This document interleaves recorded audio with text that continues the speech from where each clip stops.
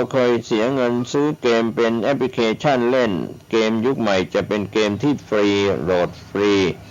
แต่ถ้าคุณอยากได้ไอเทมในเกมคุณก็ต้องซื้อถ้าคุณเล่นแล้วสามารถได้รางวัลคุณก็สามารถแลกเป็นเงินได้นี่คือเกมยุคใหม่ดร.ณพลอธิบายเพิ่มเติมว่านี่เป็นหนึ่งในช่องทางของการสร้างรายได้ของคนรุ่นใหม่ที่กำลังได้รับกระแสนิยมของคนรุ่นใหม่รวมทั้งในจังหวัดเชียงใหม่เองด้วยที่มีคนรุ่นใหม่เศรษฐกิจดิจิทัลก่อนหน้าที่การเผยแพร่ระบาดของโควิด -19 จะทำให้เศรษฐกิจของทุกประเทศในโลกได้รับผลกระทบอย่างหลีกเลี่ยงไม่ได้จังหวัดเชียงใหม่และจังหวัดขอนแก่นกลายเป็นศูนย์รวมของกลุ่มคนที่เรียกตัวเองว่าดิจิทัลนอเมดก็คือกลุ่มคนที่ทำงานประเภทออนไลน์ที่ทำงานจากที่ไหนก็ได้เพียงแค่มีคอมพิวเตอร์พกพาและอินเทอร์เน็ตเดินทางมาจากต่างประเทศเพื่อทำงานและใช้ชีวิตในไทยกระแสเศรษฐกิจดิจิทัลในเชียงใหม่มาก่อนหน้าที่จะเกิดการแพร่ระบาดของโควิด -19 สาเหตุที่เกิดปรากฏการณ์ดิจิทัลนอเมดเกิดขึ้นเพราะคนที่ทำงานสายนี้มีเพียงแค่คอมพิวเตอร์1เครื่องและอินเทอร์เน็ตก็สามารถทำงานจากที่ไหนก็ได้ดร.ณพลกล่าวสาเหตุที่คนเหล่านี้เลือกที่จะไปเชียงใหม่หรือขอนแก่นเพราะทุกคนต้องการใช้ชีวิตด้วยค่าใช้จ่ายที่ไม่สูงที่ค่าครองชีพต่ำซึ่งเป็นจุดเด่นของเชียงใหม่ที่เป็นเมืองท่องเที่ยวมีบริการร้านอาหารผับบาร์ครบวงจรค่าหอพักก็ถูกการเดินทางง่ายชีวิตกลางคืนหลากหลายซึ่งตรงนี้เป็นจุดที่เป็นเสน่ห์ทำให้แรงงานเคลื่อนตัวมาอยู่เชียงใหม่ตรงนี้มากขึ้นดร.ณพลกล่าวตอนหนึ่งว่ารัฐบาลต้องมียุทธศาสตร์ว่าเมืองไหนต้องเดินทางในด้านใดอย่างจังหวัดเชียงใหม่ที่มีศักยภาพที่จะขับเคลื่อนไปในทิศทางของเรื่องเศรษฐกิจดิจิทัลธุรกิจอะไรไม่จำเป็นต้องอยู่ที่กรุงเทพตัดออกมาอยู่ภูมิภาคได้ไหมยกตัวอย่างเช่นธุรกิจเกี่ยวกับดิจิทัลคอนเทนต์ที่ทุกคนเสพในชีวิตประจำวันซึ่งสื่อสังคมออนไลน์เหล่านี้กลายเป็นชีวิตประจำวันของเราไปแล้วดร.ณพลอธิบายคนที่เป็นนักสร้างดิจิทัลคอนเทนต์เหล่านี้ไม่จำเป็นต้องอยู่ในกรุงเทพบริษัทที่เกี่ยวกับดิจิทัลคอนเทนต์หรือการตลาดแบบดิจิทัลไม่จำเป็นต้องอยู่ในกรุงเทพทั้งหมดคุณสามารถที่จะทำงานที่ไหนก็ได้เราสามารถมีนโยบายผลักคนเหล่านี้ออกมาได้ไหมรัฐบาลสามารถวางกลยุทธ์ว่าต่อไปนี้ไม่อยากเห็นเชียงใหม่เป็นเพียงแค่สถานที่ท่องเที่ยวแต่อยากให้เป็นศูนย์กลางของดิจิทัลคอนเทนต์ที่ผ่านมาเราเห็นตัวอย่างแล้วว่าวิกฤตโควิดที่ผ่านมาส่งผลต่อการท่องเที่ยวทำให้เศรษฐกิจเชียงใหม่พังทั้งเมืองเพราะมันไม่เกิดการบริโภคจากภายในเองมากเท่าที่ควรไปพึ่งการท่องเที่ยวผู้จิตนิยมสกุลกรรมการผู้จัดการบริษัท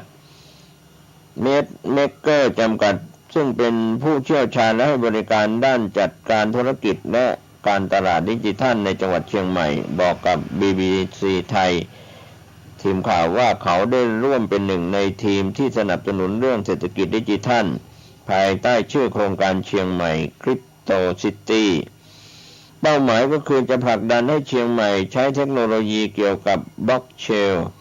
หรือคริปโตเพื่อมาพัฒนาเมืองแล้วจะได้ไปผลักดันส่วนของกฎหมายด้วยอันนี้คือโปรเจกต์ใหญ่เลยผู้เสร็จอธิบายถึงความพยายามของภาคเอกชนในพื้นที่เชียงใหม่กับการพัฒนาเศรษฐกิจแบบดิจิทัลเพื่อส่งเสริมให้คนรุ่นใหม่ไม่ต้องออกนอกพื้นที่เพื่อหางานทำในเมืองหลวงอย่างที่เป็นอยู่ผลักดันให้ถูกกฎหมายดร.ณพลกล่าวถึงข้อกังวลเกี่ยวกับการทำธุรกิจประเภทบล็อกเชนเพราะว่าธุรกิจนี้กฎหมายมันยังไม่ได้รองรับเต็มที่พวกนี้เป็นระบบเศรษฐกิจใต้ดิน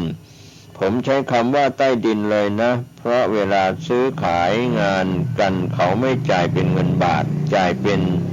สเตเบิลคอยน์ที่อิงมูลค่ากับดอลลาร์สหรัฐโอนกันแบบรัฐบาลไม่รู้เลยตรวจสอบไม่ได้เสียภาษีดร.ณพลกล่าวพอมันมีธุรกิจที่เกิดขึ้นบนบล็อกเชนเวลาจะโฆษณาทำการตลาดกับธุรกิจเหล่านี้ในเมืองไทยมันก็ยังไม่ถูกต้อง 100%มันยังเทาๆอยู่แต่มันก็มีกลยุทธ์อีกคือไปเปิดบริษัทที่ต่างประเทศแค่ไปจดทะเบียนเอาไว้แต่ไม่มีตัวตนคือไม่มีตัวตนจริงๆในทางกฎหมายมีแต่ในทางกายภาพไม่มีดร.ณพลเสนอแนะว่าทางรัฐบาลไทยควรทำแซนด์บ็อกซ์เพื่อให้คนที่ไม่มีทุนแต่อยากเป็นผู้ประกอบการเพราะมีกลุ่มทุนหรือก้อนเงินมาให้จะเป็นแรงจูงใจให้ผู้ที่ต้องการเป็นผู้ประกอบการหันมาลงทุนมากขึ้นเพราะเศรษฐกิจใหม่เหล่านี้มันไม่ได้ถูกกฎหมายแต่ก็ไม่ได้ผิดกฎหมายเป็นสีเทาเพราะกฎหมายยังไม่รองรับคนแบบนี้ที่มีไอเดียมีความสามารถระดมทุนไม่ได้อย่างเปิดเผยกู้แบงก์ก็ไม่ได้เปิดบริษัทก็ไม่รู้จะเปิดบริษัทยังไงเพราะฉะนั้นมันก็เลยไม่มีตัวตนอะไรเพราะฉะนั้นก็คือใต้ดินหมดตรงนี้คือปัญหาดร.ณพลอธิบายถ้ามันมีแซนด์บ็อกซ์ถ้าประเทศไทยอยากทำเชียงใหม่เป็นแซนด์บ็อกซ์เรียนรู้ไปด้วยกันคนนี้เปิดบริษัท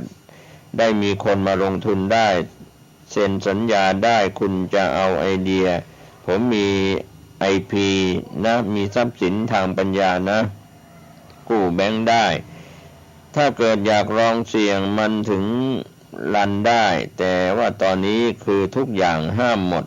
ซ้ำร้ายบางอันห้ามไปก่อนทั้งที่ไม่รู้ว่าทำไม่ได้หรือทำได้อะไรอย่างนี้ส่วนล้านนาจะสร้างสรรค์นั้นนอกจากเรื่องไอทีดิจิทัลแล้วยังมีความพยายามที่จะต่อยอดวัฒนธรรมภาษาและวิถีชีวิตพื้นที่จังหวัดเชียงใหม่และหลายจังหวัดในภาคเหนือในรูปแบบวัฒนธรรมล้านนาให้เกิดการสร้างงานใหม่ๆดร.เอกชัยมหาเอกรองอธิการบดีมหาวิทยาลัยเชียงใหม่และเป็นผู้วางยุทธศาสตร์ล้านนาสร้างสรรค์มองเห็นว่าจุดแข็งหนึ่งของมหาวิทยาลัยเชียงใหม่ก็คือความที่มีอัตลักษณ์ทางวัฒนธรรมสูงมากโดยเฉพาะที่เรียกว่าวัฒนธรรมล้านนาล้านนาแท้จริงแล้วมันก็คือดินแดนของภาคเหนือแต่ทางนามธรรมมันก็คือวิถีชีวิตแบบคนเมืองคนเหนือซึ่งขึ้นอยู่กับปัจจัยสี่และมีเรื่องของศิลปวัฒนธรรมต่อจากปัจจัยสี่ดร.เอกชัยอธิบายเราวิเคราะห์ออกมาแล้วว่าตัวมหาวิทยาลัยของเรามีความเข้มแข็งทางนี้มากเพราะว่าล้านนาเคยเป็นอาณาจักรหนึ่งมีเอกลักษณ์ที่ชัดเจนแต่ว่าเราจะทำอย่างไรที่จะเอาอัตลักษณ์ตรงนั้นให้ฝังอยู่ใน DNA ของมหาวิทยาลัยเชียงใหม่นักศึกษาบัณฑิตของมหาวิทยาลัยเชียงใหม่นี่จึงเป็นที่มาของศูนย์ล้านนาสร้างสรรค์ที่ต่อยอดมาจากวิทยาลัยล้านนาคดีศึกษาที่มีคนให้ความสนใจน้อยกว่าเพราะเป็นการต่อยอดที่ไม่ตรงจุดแต่หลังจากที่ดร.เอกชัยนำจุดแข็งทางด้านวัฒนธรรมท้องถิ่นมาใช้ที่เกี่ยวข้องกับทักษะที่มีอยู่เดิมแล้วก็เป็นภูมิปัญญาที่ใช้เฉพาะทางไปต่อยอดให้เกิดมูลค่าเพิ่มต่อยอดเอาภูมิปัญญานั้นมารับใช้สังคมปัจจุบันหรือทำให้มันร่วมสมัยผมก็เลยคิดว่าการต่อยอดนั้นต้องให้มันร่วมสมัยกับคนทั่วไปไม่ใช่คนเฉพาะกลุ่มเพราะฉะนั้นผมก็เอาภูมิปัญญาเหล่านั้นมาดูว่าเรามีอะไรแล้วนำมาปรับใช้ให้กับยุคสมัยเข้ากับเทรนด์ของคนในปัจจุบันวัฒนธรรมล้านนาต้องมีการต่อยอดต้องมีการทำให้ร่วมสมัยทำให้มันจับต้องได้ทำให้คนอยากใช้อยากอยู่ในวัฒนธรรมนั้นจริงๆจึงจะเรียกว่าล้านนาดร.เอกชัยยังกล่าวถึงวัตถุประสงค์ของการจัดตั้งศูนย์ล้านนาสร้างสรรค์ก็เพื่อทำให้ภูมิปัญญาล้านนาสามารถต่อยอด เพราะวัฒนธรรมต้องมีพลวัตถึงการเคลื่อนต่อไปได้ถ้าวัฒนธรรมไม่หมุนตามยุคสมัยก็จะสูญหายไปในที่สุดเราเริ่มสร้างแพลตฟอร์มและก็หน่วยที่ดูแลโปรแกรมขึ้นมาเป็นการฝึกอบรมบ่มเพราะด้านการสร้างคนและสร้างของ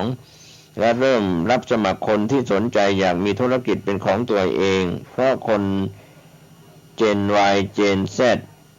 อยากมีธุรกิจเป็นของตัวเองมากกว่าทำงานออฟฟิศแล้วก็บ่มเขาให้ความรู้เขาเรื่องธุรกิจและเรื่องการทำการตลาดดร.เอกชัยอธิบายคนมีความรู้เรื่องการออกแบบอาจจะขาดเรื่องการตลาดเรื่อง Business Model หรือคนที่มีความรู้เรื่องธุรกิจแต่ไม่รู้เรื่องการออกแบบเราก็จับ2 คน2 กลุ่มนี้มาแมทกันทำให้เขามีทั้งโมเดลทางธุรกิจเข้าใจในส่วนของวัฒนธรรมและดีไซน์ต้นทุนที่มีอยู่แล้วเราสามารถที่จะขายได้ด้วยซึ่งเป็นสิ่งที่เราเรียกว่าเศรษฐกิจแบบสร้างสรรค์หรือเศรษฐกิจเชิงวัฒนธรรมนั่นเองแม้ว่าจะมีความพยายาม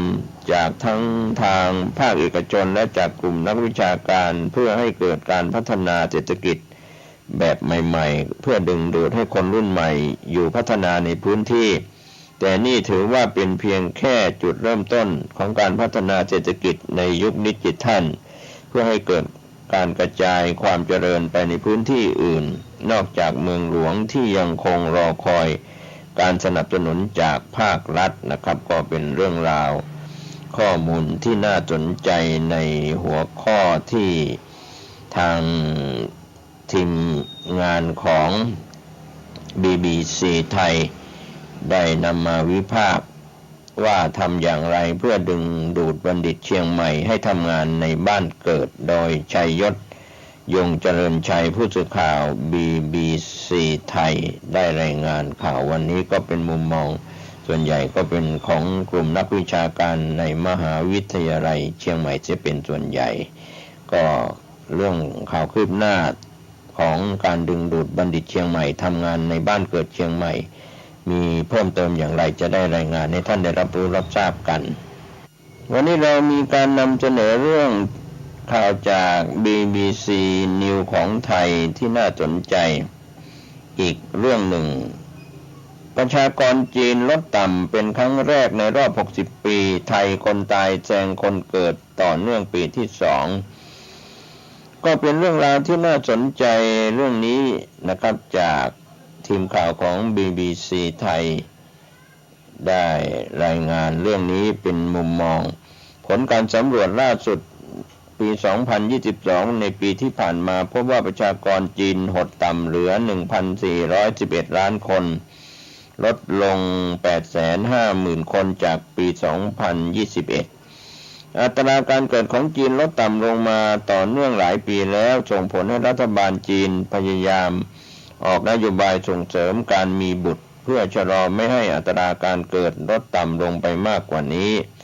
แม้จะยกเลิกนโยบายลูกคนเดียวมานาน7 ปีแต่จีนในเวลานี้ก็ก้าวสู่จุดที่ทางการเรียกว่ายุคแห่งการเจริญเติบโตของประชากรจีนติดลบข้อมูลจากสำนักงานสถิติแห่งชาติที่เปิดเผยเมื่อ17 มกราคมว่าอัตราการเกิดในปี 2022 ในปีที่ผ่านมาลดลง 7.52 คนต่อประชากร 1,000 คนในปี 2021 เมื่อเทียบกันแล้วสหรัฐมีอัตราเกิด 11.06 คนต่อประชากร 1,000 คนส่วนสหราชอาณาจักรอยู่ที่ 10.08 คนต่อประชากร 1,000 คนขณะที่อินเดียคาดว่าจะมีประชากรแซงหน้าจีนในปีนี้ก็มีอัตราเกิดอยู่ที่ 16.42 คนต่อประชากร 1,000 คนจำนวนผู้เสียชีวิตในจีนยังแซงหน้าจำนวนคนเกิดเป็นครั้งแรกเมื่อปีที่แล้วนะครับถือว่าเป็นปีที่มีอัตราการเสียชีวิตสูงที่สุดนับตั้งแต่ปี 1976 โดยอัตราอยู่ที่ผู้เสียชีวิต 7.37 คนต่อประชากร 1,000 คนเพิ่มจากปีก่อนหน้านี้อยู่ที่ 7.18 คน ก่อนหน้านี้ข้อมูลของรัฐบาลชี้ว่าจีนกำลังเผชิญกับวิกฤตทางประชากรศาสตร์จะส่งผลกระทบทำให้จำนวนแรงงานจีนหดตัวลงแล้วก็เพิ่มภาระให้ระบบสาธารณสุขถึงรัฐต้องแบกรับค่าใช้จ่ายด้านประกันสังคมอื่นๆเพิ่มขึ้นผลสำรวจสัมมโนประชากรของจีนที่จัดทำทุกๆ10 ปีเมื่อปี 2021 นั้นแสดงให้เห็นว่าประชากรจีนเติบโตด้วยอัตราช้าที่สุดในรอบหลาย10 ปีขณะที่ประเทศเอเชียตะวันออกแห่งอื่นๆขนาดประชากรกำลังหดตัวลงเช่นกันเช่นญี่ปุ่นและเกาหลีใต้โลกจะเป็นไปในทิศทางนี้ต่อไปและจะแย่ลงอีกหลังโควิดครับโดยยู่ซูนักเศรษฐศาสตร์จากหน่วยงานวิเคราะห์เศรษฐกิจหรือ EIU กล่าวกับนางซูเป็นหนึ่งในผู้เชี่ยวชาญที่คาดการณ์ว่าประชากรจีนจะหดตัวลงมากกว่านี้อีกในปี 2023 คือปีนี้อัตราการว่างงานในเยาวชนและผลคาดการณ์รายได้ที่ลดต่ำจะทำให้คนจีนชะลอการแต่งงานและแผนการมีบุตรยิ่งขึ้นไปอีกทำให้จำนวนเด็กเกิดใหม่ยิ่งลดลงเธอกล่าวเสริมซึ่งนางซูยังวิเคราะห์ว่าอัตราการเสียชีวิตในจีนปี 2023 ในปีนี้คาดว่าจะพุ่งสูงกว่าช่วงก่อนโควิด -19 จากผลพวงการระบาดของโควิดที่ยังมีอยู่และเข้าขั้นวิกฤตในจีนหลังรัฐบาลจีนยกเลิกนโยบายโควิดเป็นศูนย์ในปลายปี 2022 ปลายปีที่ผ่านมาพัฒนาการทางประชากรศาสตร์ของจีนในช่วงหลายปีมานี้เป็นผลพวงจากนโยบายลูกคนเดียวที่เริ่มบังคับใช้ในปี 1979 ด้วยเป้าหมายชะลอการเติบโตของประชากรโดยครอบครัวที่ละเมิดนโยบายลูกคนเดียวจะถูกปรับและเผชิญบทลงโทษรุนแรงอื่นๆจีนเป็นประเทศที่นิยมมีลูกผู้ชายมากกว่าผู้หญิงนโยบายลูกคนเดียวจึงนำมาสู่การทำแท้งเพื่อเลือกเพศบุตรเพราะครอบครัวหนึ่งจะมีประชากรได้เพียงคนเดียวรัฐบาลจีนยกเลิกนโยบายลูกคนเดียวในปี 2016 ทำให้คู่รักที่สมรสแล้วมีบุตรได้2 คนในช่วงไม่กี่ปีที่ผ่านมารัฐบาลจีนยังส่งเสริมการมีบุตรด้วยการละเว้นภาษีและมอบหลักประกันสุขภาพสำหรับมารดาที่ดีขึ้นด้วยเป้าหมายชะลออัตราการเจริญเติบโตของประชากรไม่ให้ลดต่ำลงไปกว่านี้แต่นโยบายส่งเสริมการมีบุตรเหล่านี้กลับไม่สามารถเพิ่มอัตราการเกิดได้โดยผู้เชี่ยวชาญหลายคนให้เหตุผลว่าเป็นเพราะนโยบายที่ส่งเสริมการมีบุตรนั้นไม่ได้มาพร้อมกับมาตรการลดภาระการดูแลบุตรที่ดีเท่าที่ควรเช่นการช่วยเหลือมารดาที่ต้องทำงานพร้อมเลี้ยงบุตรรวมถึงการเข้าถึงการศึกษาที่ดีขึ้นสำหรับเด็กเดือนตุลาคม 2022 ปีที่ผ่านมาประธานาธิบดีสีจิ้นผิงประกาศให้การเพิ่มอัตราเกิดในประเทศเป็นเป้าหมายสำคัญของประเทศระหว่างการประชุมใหญ่พรรคคอมมิวนิสต์จีนที่จัดขึ้นทุกๆ 5 ปี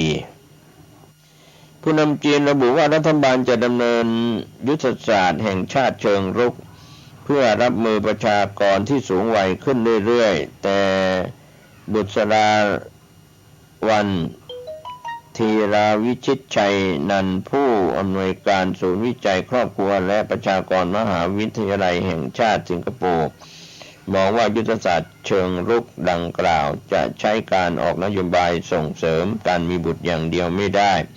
แต่ควรส่งเสริมความเท่าเทียมทางเพศในครัวเรือนและที่ทำงานด้วยเหมือนกับประเทศในแถบสแกนดิเนเวียที่มีอัตราการเกิดที่ปรับตัวดีขึ้นอย่างไรก็ดีพรเฉิงอดีตผู้อำนวยการสำนักงานสถิติแห่งชาติของสิงคโปร์วิเคราะห์ว่าจีนยังมีจำนวนแรงงานอีกมหาศาลและระยะเวลาอีกมากเพื่อรับมือความท้าทายทางประชากรศาสตร์นี้จีนยังไม่เข้าสู่สถานการณ์ที่เลวร้ายในทันทีเขากล่าวผู้สังเกตการณ์ระบุว่าการเพิ่มอัตราการเกิดอย่างเดียวนั้นยังไม่เพียงพอ จะขจัดปัญหาอัตราการเจริญเติบโตของประชากรที่ชะลอตัวลงการเพิ่มอัตราเกิดไม่ได้ช่วยเพิ่มผลิตภาพหรือเพิ่มปริมาณการบริโภคในประเทศในระยะกลางสจ๊วต กีเทนแบทเทนศาสตราจารย์ด้านนโยบายสาธารณะของมหาวิทยาลัยวิทยาศาสตร์และเทคโนโลยีแห่งฮ่องกงก็กล่าวถึงเรื่องนี้ว่ามาตรการที่จีนจะใช้เพื่อรับมือปัญหาเชิงโครงสร้างเหล่านี้จะเป็นตัวชี้วัดต่อไปส่วนนานาประเทศเสี่ยงประชากรลดด้วยข้อมูลจากสหประชาชาติที่เผยแพร่ออกมาเมื่อกลางปี 2022 ปีที่ผ่านมาว่าประเทศอื่นๆส่วนใหญ่ในยุโรปและเอเชียมีแนวโน้มที่จะมีประชากรลดลงต่อเนื่องในอีกหลายสิบปีต่อจากนี้ไปญี่ปุ่นเข้าสู่สังคมผู้สูงวัยมีอัตราการเกิดที่ลดลงต่อเนื่องโดยผู้หญิง1คนมีอัตราการมีบุตร 1.3 คนไม่เพียงเท่านั้นระหว่างปี 2011 ถึง 2021 ญี่ปุ่นสูญเสียประชากรไปมากกว่า 3 ล้านคนแล้วสำหรับจีนนั้นสหประชาชาติคาดการณ์ว่าจีนจะสูญเสียประชากรเกือบครึ่งภายในปี 2100 ลดจากประชากร 1.4 พันล้านคนเหลือ 771 ล้านคนในทางกลับกันประชากรในทวีปแอฟริกากลับมีแนวโน้มที่จะเพิ่มสูงขึ้นต่อเนื่องจาก 1.4 พันล้านคนเป็น 3.9 พันล้านคนภายในปี 2100 นั่นก็หมายความว่าประชากรโลก 38% จะอาศัยอยู่ในแอฟริกาภายในปี 2100 จาก 18% ในปัจจุบันส่วนไทยเราเป็นอย่างไรบ้างข้อมูลจำนวนราษฎรของประเทศไทยจนถึงวันที่ 31 ธันวาคม 2022 ปี 2565 สิ้นปีพบว่ามีประชากรสัญชาติไทยอยู่ในทะเบียน66,80,812 คนโดยในปี 2022 ปีที่ผ่านมาประชากรเกิดใหม่แค่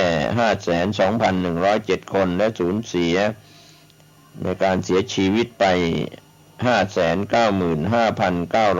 595,965 คนก็หมายความว่าไทยมีคนตายมากกว่าคนเกิด 93,858 คนแปลว่าประชากรไทยติดลบต่อเนื่องเป็นปีที่2แล้วศาสตราจารย์เกียรติคุณดร.ปราโมทย์ประสาทกุลนักประชากรศาสตร์ในฐานะที่ปรึกษาสถาบันวิจัยประชากรและสังคมมหาวิทยาลัยมหิดลได้ชี้ว่าประชากรไทยเริ่มลดจำนวนลงแล้วยังไม่นับรวมการย้ายถิ่นเข้าจากนอกประเทศเข้ามาแต่ช่องว่างระหว่างจำนวนเกิดและตายของประเทศไทยในปี 2022 ปีที่ผ่านมายิ่งกว้างขึ้นอัตราเกิดเท่ากับ 7.6 ต่อประชากร 1,000 คนและอัตราตายเท่ากับ 8.9 ต่อประชากร 1,000 คน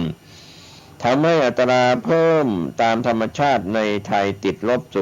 0.1% เช่นเดียวกับประเทศเอเชียตะวันออกหลายประเทศมีอัตราเพิ่มตามธรรมชาติติดลบเช่นญี่ปุ่นสิงคโปร์เกาหลีใต้ฮ่องกงและไต้หวันทำให้ไทยเป็นสมาชิกของกลุ่มประเทศที่มีอัตราเพิ่มประชากรติดลบแล้วระยะเวลา6ปีที่ผ่านมาจำนวนเด็กเกิดในไทยได้ดิ่งลงตั้งแต่ปี 2017 เด็กเกิดลดต่ำลงจนแต่หลัก 700,000 คนอีกเพียง4ปีต่อไปในปี 2021 จำนวนเด็กก็ที่เกิดลดลงอีกจนมาแตะที่หลัก 500,000 คนเมื่อเทียบกับจำนวนเกิดในแต่ละปีเมื่อ 40-50 ปีก่อนแล้วจำนวนเด็กเกิดได้ลดลงอย่างน่าใจหายจำนวนคนตายในปี 2565 ที่ผ่านมาสูงขึ้นมากจนเกือบแตะหลัก 600,000 คนซึ่งเพิ่มขึ้นอย่างมากและมากกว่าคนเกิดทำให้ประชากรไทยติดลบเป็นปีที่2เพราะโครงสร้างอายุของประชากรที่มีผู้สูงอายุเพิ่มมากขึ้นอย่างรวดเร็วคาดว่าปี 2566 ในปีนี้จำนวนคนตายน่าจะถึงหลัก 600,000 คนและถึงหลัก 700,000 รายในอีกไม่กี่ปีข้างหน้าเท่ากับว่าประชากรไทยเริ่มลดจำนวนลงแล้วปี 2023 คือปีนี้ประชากรรุ่นเกิดล้าน หรือสึนามิประชากรในปี 1963 จะเข้าสู่วัยสูงอายุ 60 ปีขึ้นไปเป็นปีแรกมีคนเกือบล้านคนเข้าสู่วัยสูงอายุครับก็เป็นข้อมูลประชากรศาสตร์โดยรวบรวมโดยทีมข่าวจาก BBC News ของไทยรายงานหัวข้อข่าวประชากรจีนลดต่ำเป็นครั้งแรกในรอบ 60 ปีคนไทยตายแซงคนเกิดต่อเนื่องปีที่ 2ก็เป็นหัวข้อข่าวก็หวังว่าท่านผู้ฟังที่ติดตามรับฟังข่าวชาวบ้านวันนี้ก็เป็นมุมมองจากผู้สื่อข่าว BBC News ของไทยในมุมมองต่างๆใน2เรื่องนะครับที่นำมารายงานให้ท่านในรอบข่าวชาวบ้านวันนี้ข่าวชาวบ้านหมดเวลาลงผมเกษตรพัฒนิบรรณาธิการข่าวก้าวนี้ก็ขอบคุณพี่น้องสื่อมวลชนทั้งสื่อไทยสื่อเทศภายในประเทศและต่างประเทศด้วยความขอบคุณช่วงนี้ท่านติดตามการพยากรณ์อากาศจากกรมอุตุนิยมวิทยาศูนย์อุตุนิยมวิทยาเรื่องของอากาศหนาวเย็นลงอย่างไรดูแลสุขภาพตัวท่านเองคนในครอบครัวและหน่วยงานของท่านสุขกายสุขใจนะครับในการปฏิบัติงานประจำวันขอให้ท่านได้ปฏิบัติตามหลักศีลธรรมศีลธรรมไม่กลับมาสู่จิตใจบ้านเมืองจะเจริญทางวัฒนธรรมทางจิตใจได้อย่างไรจะมีแต่เจริญทางวัตถุทำให้ศีลธรรมจิตใจความประพฤติของคนในสังคมไทยเสื่อมสลายไปก็หวังว่าวัฒนธรรมไทยที่ดีศีลธรรมที่ดีจะกลับมาสู่จิตใจคนไทยและผู้ที่มาอาศัยอยู่ในประเทศไทย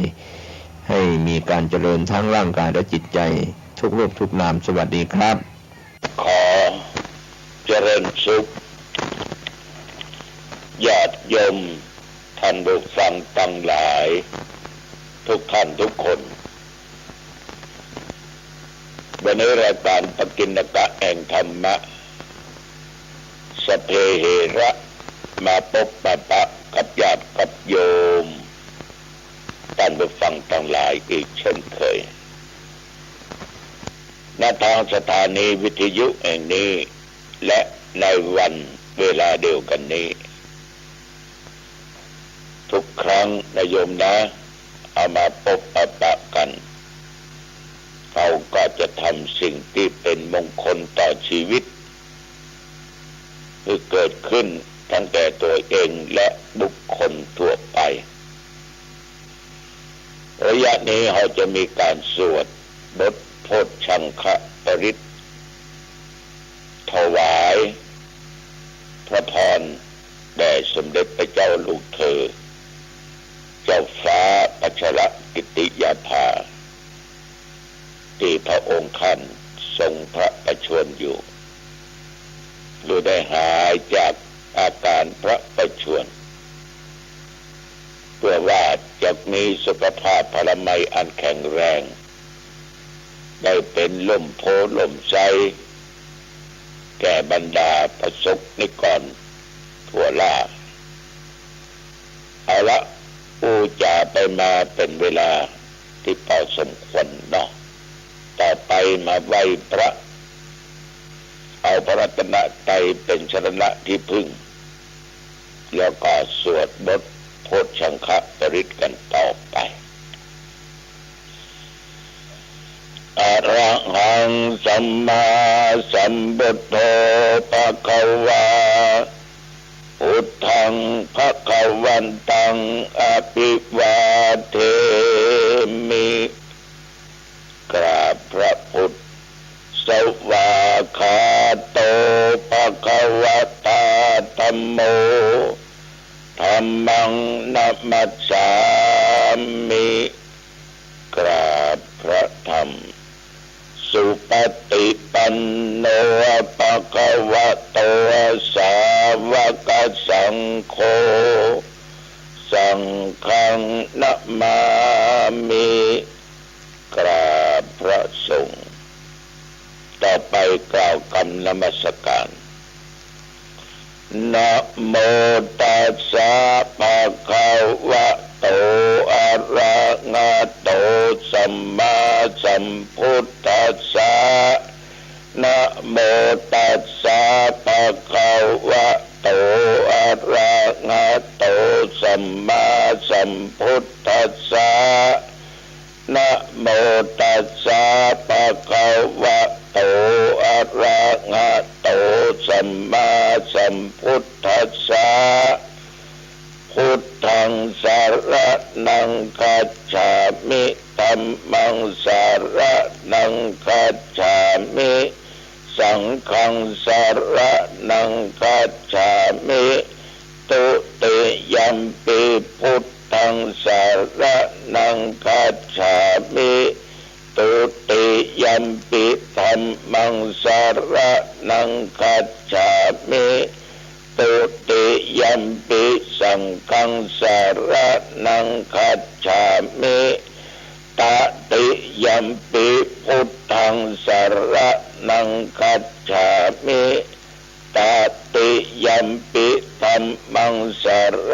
ณังคัจฉามิตติยัมปิสังฆังสรณังคัจฉามิ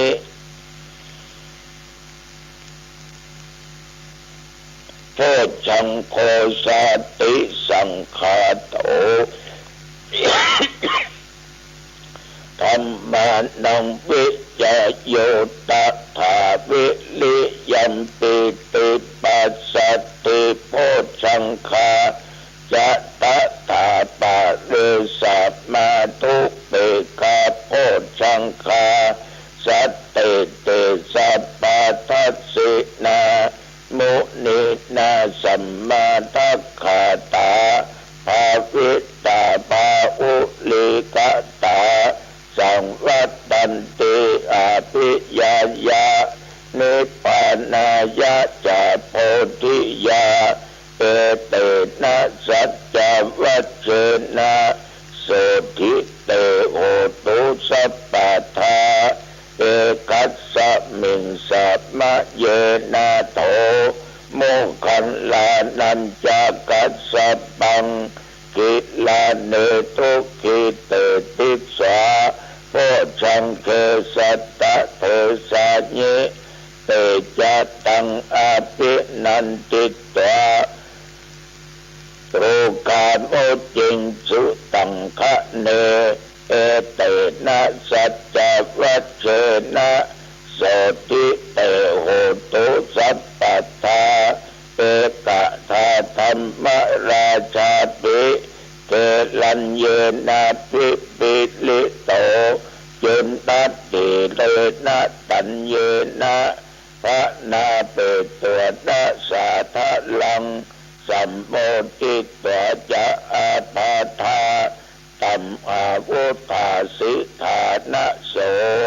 เอเตนะสัจจวัชเชนะโสทิเตโอตุสัพพะทาปะอินนาติจะอาภาธาตินนันนัมปิมาเอสินังมัคคาตะกิเลสาวะปัตตานุปติธรรมตังเอเตนะสัจจวัชเชนะโสติเตโหตุสัพพะทาภวัตุสัพพะมังคลังรักขันตุสัพพะเทวตาสัพพะพุทธานุภาเวนะสัทธาโสติภวันตุเตภวัตุสัพพะมังคลังรักขันตุสัพพะเทวตาสัพพะธรรมานุภาเวนะสัทธาโสติภวันตุเตภวัตุสัพพะมังคลังรักขันตุสัพพะเทวตาสัพพะสังฆานุภาเวนะสัทธาโสติภวันตุเต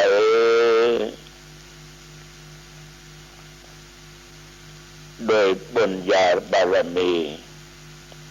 แห่งพระพุทธเจ้าจุตนจุพระองค์พระสัทธรรมเจ้าและพระสังฆเจ้าบุญศีลบุญธรรมบุญกินบุญทาน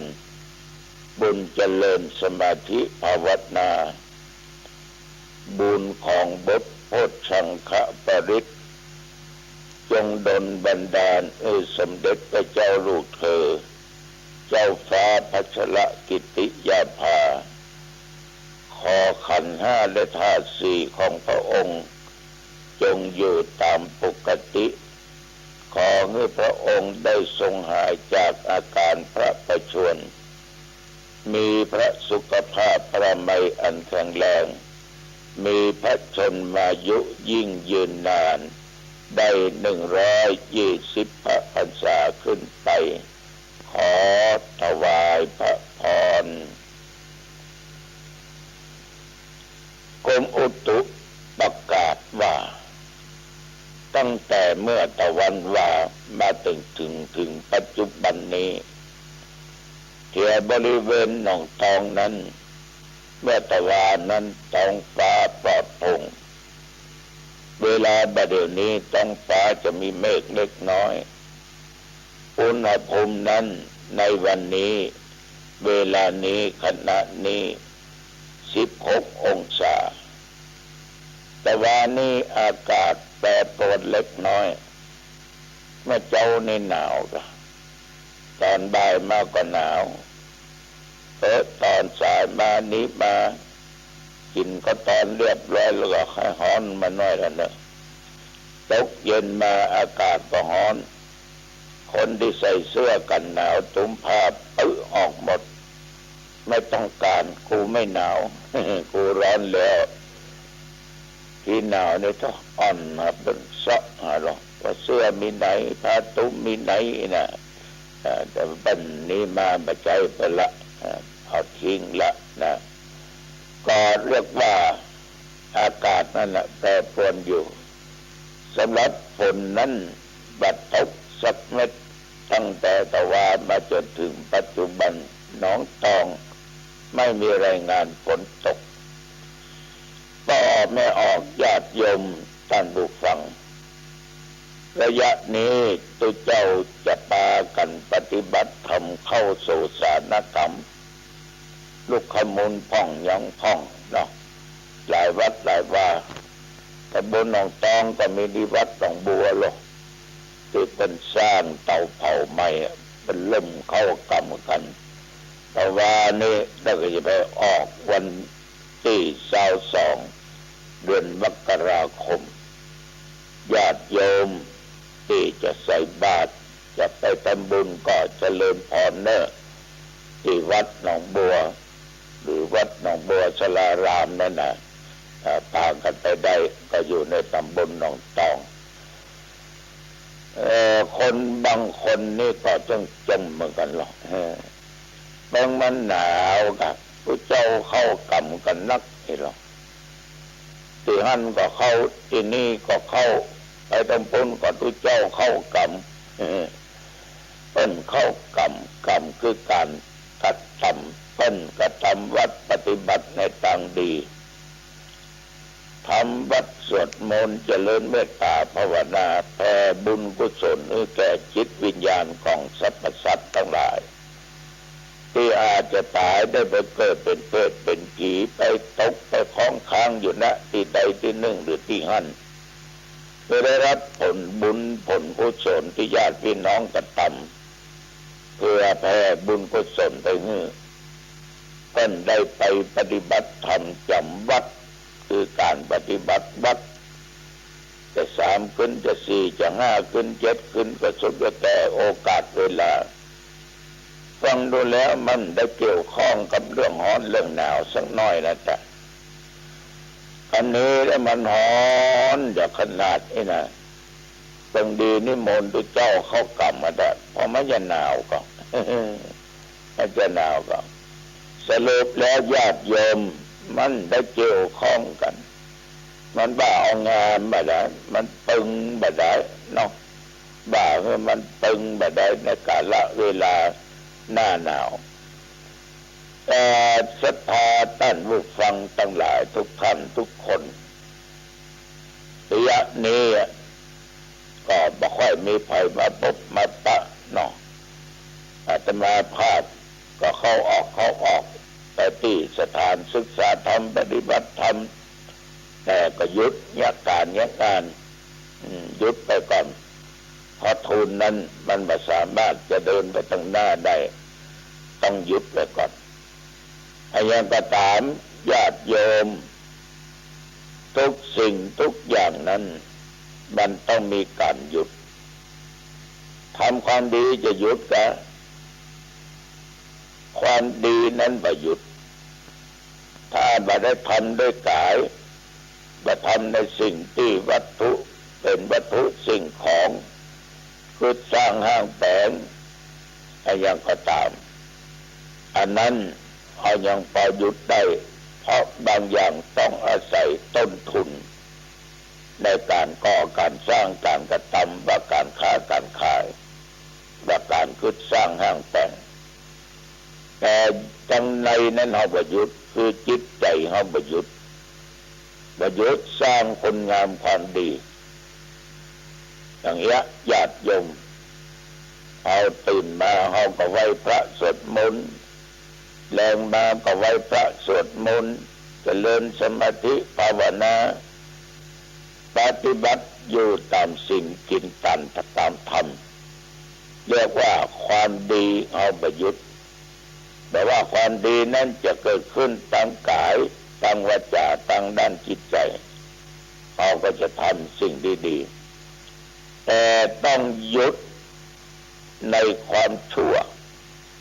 หยุดจากการกระทำความชั่วไม่ว่าทางกายว่าทางวาจาว่าทางด้านจิตใจเพราะความชั่วนั้นมันพาให้เกิดความทุกข์พาให้เกิดความหายนะเกิดขึ้นได้ฉะนั้นญาติโยมที่ทุกเจ้าหยุดก็คือหยุดในการก่อสร้างเพราะต้นทุนมันว่าเพียงพอจะเป็นต้องหยุดแต่การปฏิบัติในเรื่องของคุณของธรรมนั่นเราไม่หยุดนาฬิกากราบรัตนาพระเทพปริยัติโยมนะเหมือนญาติโยมทุกท่านทุกคนนะได้ฟังธรรมะรายการปกิณกะของทุกเจ้ามาโดยดีตลอดประยุทธ์บ่ขาดนี่นะอันนี้เอาประยุทธ์ในการทำความดีในการที่เราได้ไหว้พระสวดมนต์แล้วเอาพระรัตนตรัยเป็นสรณะที่พึ่งเราศรัทธาสาธุชนญาติโยมสร้างความดีต่อไปอย่าได้หยุดเนิ่นต่อออกไม่ออกอีกประการหนึ่งแต่วันนี้ก็ได้มีโอกาสไปในงานข่าวดำไปร่วมบุญกันต้นนะไปร่วมบุญร่วมกุศลเพราะว่าคนตายก็เป็นญาติของโยมที่เคยอุปถากอุปถัมภ์ทั้งวัดทั้งอาตมาภาพเมื่ออาตมาอาพาธหรือเจ็บป่วยโยมเพิ่นก็ไปดูแลมาตลอดฉะนั้นที่คืนแล้วจึงไปร่วมบุญร่วมกุศลแล้วก็ไปเทศน์เพื่อญาติโยมทั้งหลายได้ฟังกันการเทศน์ในคืนแล้วนั้นก็เรื่องการครองเรือนในเรื่องของคฤหัสถธรรมนะว่าการครองเรือนเป็นจะใดบางเมื่อมันมีความทุกข์บางเมื่อมันได้ลำบากก็คือคนเนี่ยญาติโยมอยู่ด้วยกันเป็นสามีภรรยาก็ดีหรืออยู่กับลูกกับเต้าก็ดีเขาจะต้องมีถึงศีลมีถึงธรรมเคยบ่อยครั้งว่าถ้าปลอดใจก็ดีไม่ยิ่งก็ดีบ่มีศีลบ่มีธรรมมันต้องอยู่ด้วยกันมันต้องมีความสุขเพราะกระเดเมียมันก็ผิดศีลกระเดผัวมันก็ผิดศีลไปมีกิ๊กอันน้อยไปมีกิ๊กที่นี่หรืออันดาหัวกันถึงวันเนี่ยเมาละขาดสติเนี่ยอย่างกระลึงบึ้งบังด่าคนนั้นด่าคนนี้มันจะไปม่วนจะได้มีเงินเป็นแสนเป็นล้านมันก็ตึงม่วนเนาะเพราะว่าคิดเกี่ยงหัวกันดีบ่ดีทำร้ายร่างกายกันตันมือก็ลูกปุยต่อยตันแข้งตันขาปีนเตะเข่าย่องวดหัวกันลุบลับ ด่ากันขอโทษเถอะเป็นโมเป็นหมาเป็นเง่าเป็นโซเป็นวอกเป็นก้างสปะสเปดบ้านจองห่อเงินมันก็หอหน่อยเนาะเทวดาตาเจ้าบ้านเจ้าจองกี่บรรพบุรุษที่อยู่หันเขาจ้างเป็นอยู่เป็นกำอยู่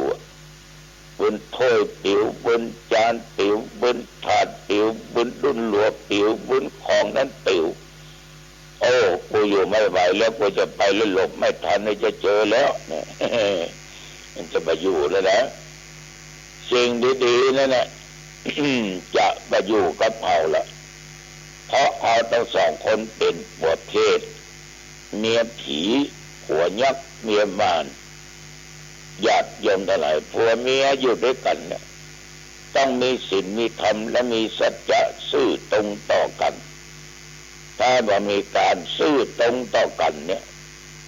มีรับลมคมในซึ่งกันและกันยักยอกสตางค์ของยักยอกนั้นยักยอกนั้นนี้หรือว่าอันก็ไปเอี่ยวเล่นการวันนั้นไปเอี่ยวมีกิ๊กนั้นกิ๊กนี้แม่ยิงก็ไปคบก็ใจก็ไปคบแม่ยิงจนคนเล่าลือกันเต็มบ้านเต็มจองบัดนี้สัจจะวาจามีความจริงใจต่อกันนอกใจกันเนี่ยเป็นชาวบ้านเป็นอดว่าได้เพื่อก็มาบอกกันเนาะแต่ว่านี่อันแฟนมึงนะเพราะนั่งรถไปพวกบอกว่าเอาไผ่ไปโตยบอกว่าเอ้ยติดมาแม่บ้านถามไปที่ไหนไปไผ่ไปไงอย่างไปเมื่อใดแต่เดียวความเป็นจริงมันต้องปรากฏมันจะต้องปฏิเสธว่ามันมีนะทั้งที่คนอื่นโหนั่นคือมาซื่อสัตย์ต่อกันแล้วก็นอกใจกันเพราะมันว่ามีศีลว่ามีธรรมนั่นน่ะมันมีความละอายก็โอ้ยง่ายมีความยังอายมันบักหัวบาปมันบักหัวกรรมมันก็ทำอย่างมันก็ทำไปได้เรื่อยๆเหลืออีกประการหนึ่งญาติโยมอยู่ด้วยกันเนี่ยต้องฮักกันแตงกันนอกจากซื่อสัตย์แล้วจะต้องหูเอาอกเอาใจกันดีประการอีกอย่างหนึ่งต้องช่วยกันนี้ช่วยกันหาช่วยกันทอดช่วยกันกำช่วยกันฝ่ายทุกสิ่งทุกอย่างนะโยมมันจะปรากฏในเรื่องความสุขที่เกิดขึ้นได้ครอบครัวใดผัวเมียถ้าขี้ขานตึงกู้มัวแต่เล่นมัวแต่แอวใครหัวขึ้นกองล่องกองหรือว่าก็เซไปเซมาเหมือนยักการยักงานอย่างความเจริญในครอบครัวมันจะบ่มีมันจะมีแต่ความทุกข์ที่จะเกิดขึ้นญาติโยมท่านผู้ฟังสรุปก็คือว่าในครอบครัวนั้นแต่ว่าโยมประชาโยมหญิงจะต้องมีศีลผัวมีศีลเมียมีศีลเมียมีศีลผัวมีศีลมันว่าเสมอกันฉะนั้นเรื่องศีลเรื่องธรรมเนี่ยมันสำคัญยิ่งไปในครอบครัวและการอยู่ด้วยกันนะโยมทั้งหลายลิ้นกัดฟันมันก็ถึงเอากันพ้องต้องมีความอดทนอดกันเวลามันได้ผู้ได้จ่าได้แหงใส่กันขัดอกขัดใจกันด่ากันเป็นนั้นด่ากันเป็นนี้จะต้องใจความอดทนเนอะโยมเนอะอดกันเอาเนอะด่ามาเตะนับ1 ถึง 10เอาไว้ก็สาวยังไว้เข้าใจลงเงินไปเหี้ยมันเดี๋ยวจะปีนมันจะเป็นดุ้นหลัวแล้วเนาะมันจะได้ต่อยมวยกันละนะฉะนั้นต้องอดเอาเนอะอย่าปรากฏให้มันเกิดในเรื่องที่บดีหัวล้างข้างแตกตาตามที่ข้างเป็นมืดเป็นบาดนะอันนั้นมันขาละเนอะมันจะอยู่ด้วยกันมาได้มันก็จะเป็นบ้านแตกสลายขาดไปและประการสำคัญต้องจุนเจือช่วยเหลือกันสามีภรรยานั่นนะต้องช่วยเหลือกันแบ่งปันกันมีอะไรอย่างกินด้วยกันไปไหนก็ไปด้วยกันจะทำงานจะอย่างก็ช่วยกันช่วยกันทำเรียกว่างานหนักก็เอางานเบาก็สู้ รู้จักหน้าที่ของใครของมันอันนั้นความเจริญจะเกิดขึ้นความสุขจะเกิดมีมาความทุกข์ก็จะหมดไปผ่านไปอันนี้ตุเจ้าก็ขอฝากไปกับญาติกับโยมท่านผู้ฟังทั้งหลายลองนำไปพินิจพิจารณาดูเนอะเอาละวันนี้ผู้จะไปมาก็เป็นเวลาพอสมควรอายุวันโนสุขังพลังพบกันใหม่เนื้อโอกาสหน้าเจริญพรสวัสดีครับท่านผู้ฟังที่เคารพนำสาระธรรมะต่างๆมาฝากกันเป็นประจำชวนท่านได้คิดได้พิจารณากันนะครับวันนี้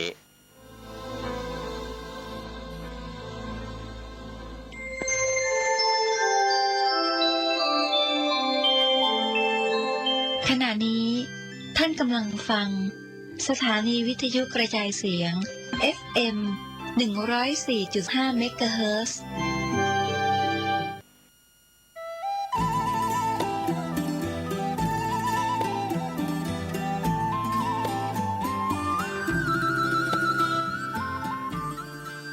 ข่าวสารเพื่อการประชาสัมพันธ์ขอเชิญชวนศรัทธานักศิลนักบุญทั้งหลายร่วมทำบุญอายุวัฒนมงคลครบรอบ62 ปี71 พรรษาพระภาวนาธรรมาภิรัตน์ไฝปัตนารองเจ้าคณะอำเภอเมืองเชียงใหม่เจ้าวาดวัดร่ำเปิงตะโปธารามเจ้าสำนักปฏิบัติธรรมประจำจังหวัดเชียงใหม่แห่งที่2จัดงานระหว่างวันอาทิตย์ที่22และวันจันทร์ที่23 มกราคม 2566ขอเชิญชวนศรัทธานักศิลนักบุญทั้งหลายร่วมงานในงานนี้มีพิธีทำบุญบำเพ็ญกุศลทักษิณานุปทานเพื่ออุทิศกัลปนาผลน้อมถวายบูชาคุณบุรพาจารย์พระเดชพระคุณหลวงปู่พระพรหมมงคลไฝปัตนาหลวงปู่ทองสิริมังคโรพระเจ้ายอดเชียงรายพระนางอัตปาเทวีและบรรพบุรุษผู้มีอุปการะคุณวีรชนบุปการีชนของวัดร่ำเปิงตะโปธารามขอเชิญชวนศรัทธานักศิลนักบุญทั้งหลายร่วมงานวันอาทิตย์ที่22 มกราคม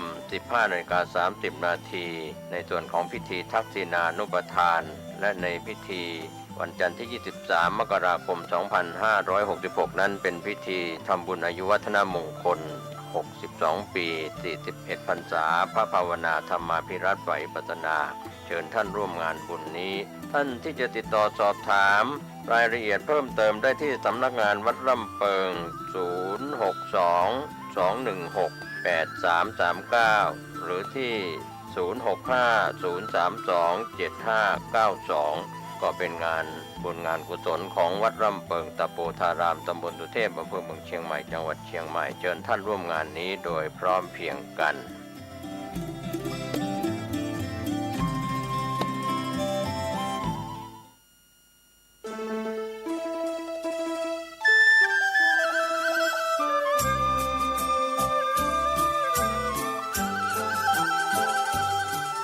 พิธีบำเพ็ญกุศลออกเมรุพระราชทานเพลิงศพพระครูสิริวิชยางกุลพระมหาจรูนสุจิตโตณเมรุชั่วคราววัดบ้านแพะตำบลบ้านเป้าอำเภอแม่แตงจังหวัดเชียงใหม่ขอเชิญญาติโยมและศิษยานุศิษย์ทุกท่านในวันที่ 25 ถึง 29 มกราคม พุทธศักราช 2566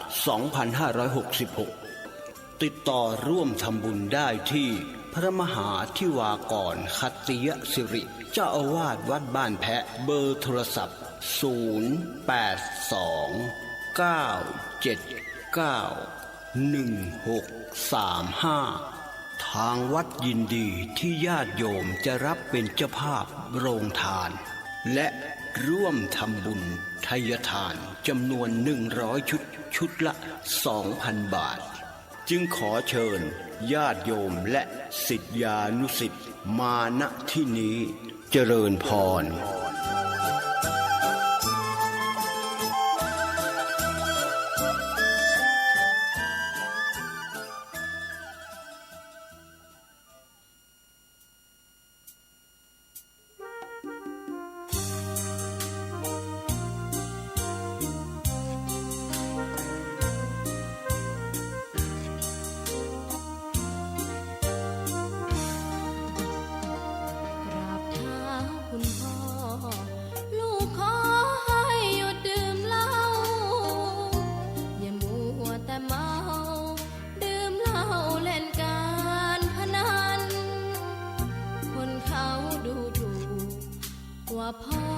ขี้เกียจทำงานชาวบ้านรังเกียจเดียดฉันต่างประจานคุณพ่อสิ้นดีบวชทรงทนอิ่มใจบวชใจบวชกันไหมวันนี้อย่ามัวรอรีลองสักทีรีบไวสมาธิจิตวันละนิดแจ่มใสทุกเพศทุกวัยเชิญบวชใจสร้างบุญ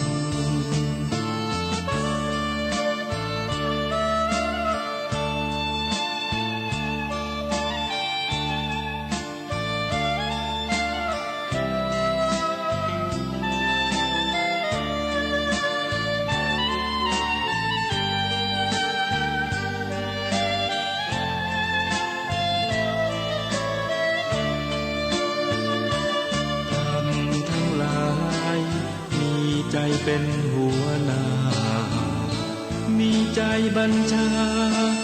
นำสู่ทางมรรคผลสำเร็จด้วยใจต่างบวชได้ทุกคนถึงภาระล้นบวชทรงทนอิ่มใจบวชใจ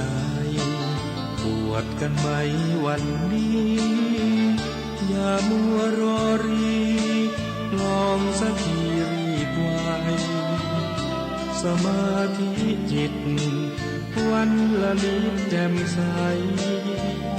ทุกเพศทุกวั